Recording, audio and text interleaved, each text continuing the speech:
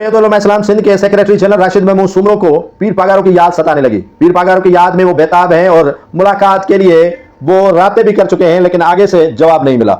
शिकवा दर शिकवा और शिकायत भी कैसी जिसका अजाला न हो। शिकायत करते हैं तो उनका अजाला भी होना चाहिए। राशिद महमूद सुमरो जो कैनालों के खिलाफ एहतजाज कर रहे थे और उन्होंने काफी अजला का दौरा किया और बड़ी तादाद कारकुनों के साथ लेकर गए।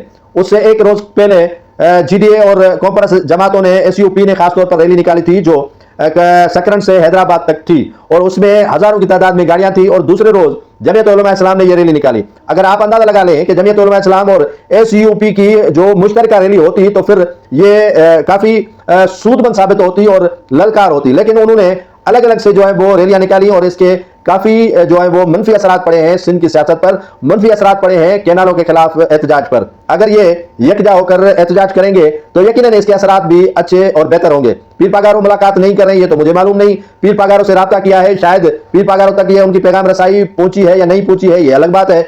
मीडिया के जरिए यकीनन पीर साहब पागारों के यहाँ ये पैगाम जब जाएगा तो वो जरूर इस पर गौर फरमाएंगे और जरूर इस पर गौर होगा कि राशिद महमूद सुमरो क्या कह रहे हैं और राशिद महमूद सुमरो से क्यों मिलना है और राशिद महमूद सुमरो से क्यों नहीं मिलना है। एक तो राशिद महमूद सुमरो ने एपीसी बुलाई थी जिसमें वजीर आला सिंध और पीपल्स पार्टी को मदऊ किया गया था, जिस पर जीडीए ने अपने तहफुजात का इजहार किया था और इसी से जो है वो जुड़े हुए मामला जो है वो काफी कशीदगी और दूरियों की तरफ चले गए। जो जमीयत उलमा इस्लाम थी, जीडीए एक पेज पर थे। काफी जलसों में राशिद महमूद सुमरो और राशिद शाह राशिदी इकट्ठे नजर आए और दोनों ने कहा कि हमारे रास्ते अलग अलग नहीं है, एक ही रास्ता है और हम जुड़े हुए हैं आपस में। तो अब दूरियां इनके यहाँ पैदा हो गई हैं और इनको मिलाने के लिए यकीनन किसी मर्द मुजाहिद को जो है वो आगे बढ़ना होगा और मर्द मुजाहिद जब आगे आएगा तो शायद इनकी दूरियां खत्म भी हो जाएं और फिर से ये एक ही रास्ते पर चल पड़े।